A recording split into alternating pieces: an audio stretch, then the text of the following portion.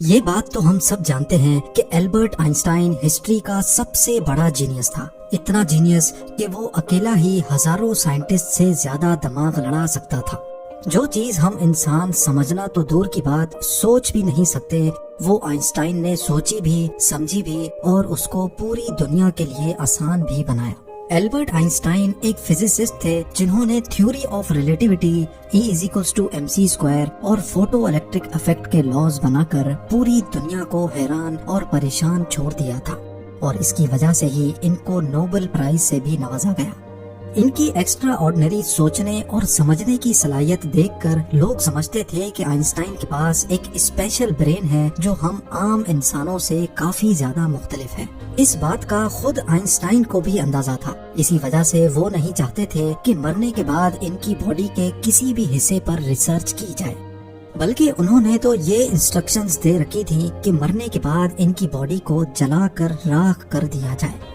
لیکن پھر وہی ہوا جس کا آئنسٹائن کو ڈر تھا۔ 18 اپریل 1955 کو پرنسٹن ہاسپٹل میں جب آئنسٹائن کا انتقال ہوا تو آٹوپسی کے لیے یعنی موت کی وجہ جاننے کے لیے جو ڈاکٹر آیا اس نے چپکے سے آئنسٹائن کا برین نکال لیا، کیونکہ اس کو یہ جاننے کی کیوریوسٹی تھی کہ دنیا کے سب سے بڑے جینیس کے برین میں آخر ایسا۔ آئنسٹائن کا برین چرانے والے ڈاکٹر تھامس ہاروی تھے، جن کو اپنے ساتھ ہونے والے انجام سے زیادہ اس اسپیشل برین کو اسٹڈی کرنے میں دلچسپی تھی۔ کچھ دنوں کے بعد جب پرنسٹن ہاسپٹل کو ڈاکٹر ہاروی کی اس حرکت کا پتہ چلا تو ان کو اپنی جاب سے ہاتھ دھونا پڑا، لیکن ڈاکٹر ہاروی آئنسٹائن کے بیٹے ہنس البرٹ سے جیسے تیسے کر کے یہ پرمیشن لینے میں کامیاب ہو گئے کہ وہ اس کے باپ کے اسپیشل برین کے اندر چھپے رازوں سے پردہ اٹھا کر اس کو دنیا کے سامنے لانا چاہتے ہیں۔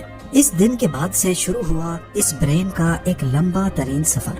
ڈاکٹر ہاروی ایک پیتھولوجسٹ تھے جو صرف پوسٹ مارٹم کرنا جانتے تھے۔ یہ ان کا صرف خیال تھا کہ وہ اتنے بڑے جینیس کے برین پر ریسرچ کر پائیں گے۔ اب کنڈیشن یہ تھی کہ ڈاکٹر ہاروی پرنسٹن ہاسپٹل کی جاب سے بھی ہاتھ دھو بیٹھے تھے اور اپنے پیتھولوجسٹ کا عہدہ بھی۔ آئنسٹائن کا برین جو پہلے ہی ڈاکٹر ہاروی پریزرو کر چکے تھے، وہ اس کو لے کر پینسلوینیا کے شہر فیلاڈیلفیا لے گئے، جہاں انہوں نے برین کی کئی فوٹوز لیں اور پھر اس کو 240 چھوٹے چھوٹے پیسز میں کاٹ کر ہر پیس کو الگ الگ جار میں پریزرو کر کے اپنی بیسمنٹ میں چھپا دیا۔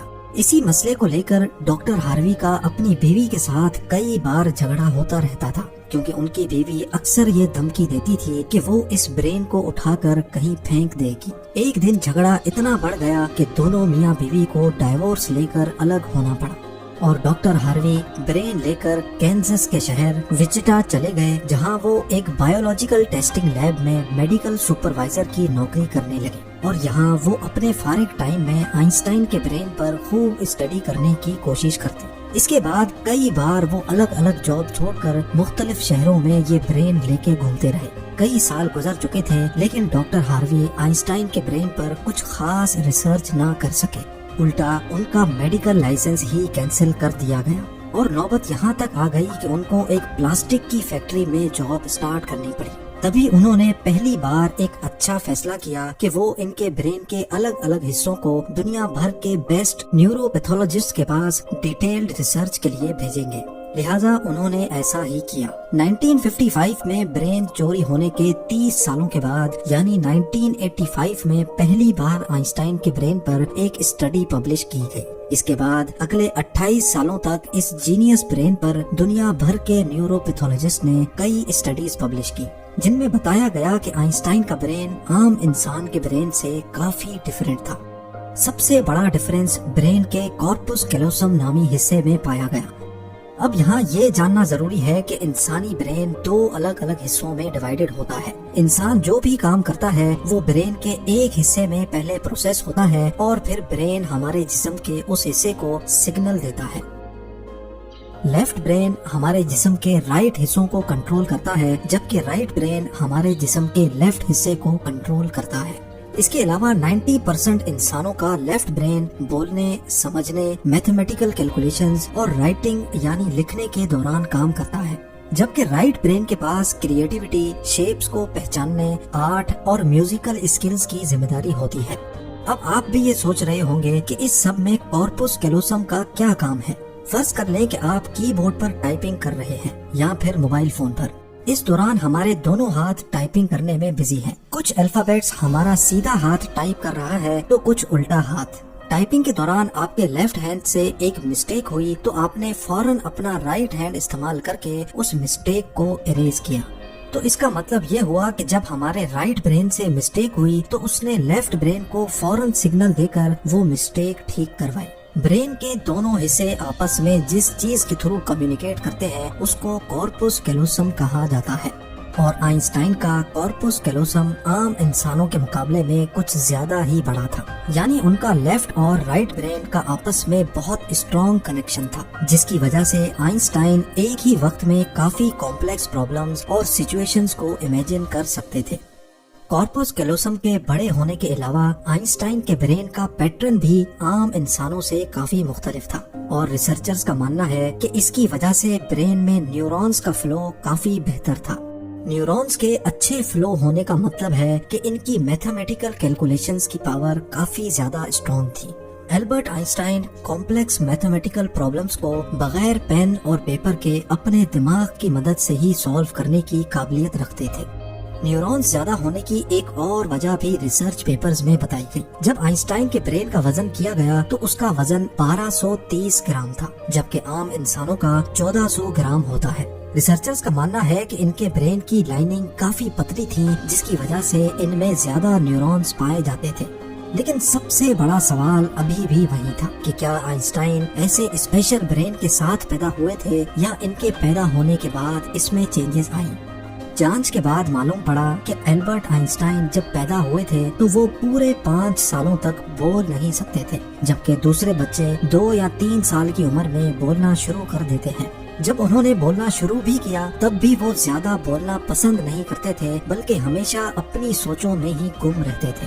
ان کے پاس چیزوں کو میمورائز کرنے کی پاور کافی کم تھی، یہاں تک کہ ان کو سمپل میتھس کے ٹیبل بھی یاد کرنے میں مشکل ہوتی تھی. وہ میتھس اور نمبرز کو لاجیکل طریقوں سے پروسیس کرنے کے ماسٹر تھے، نہ کہ ان کو رٹا لگا کر یاد کرنے کے.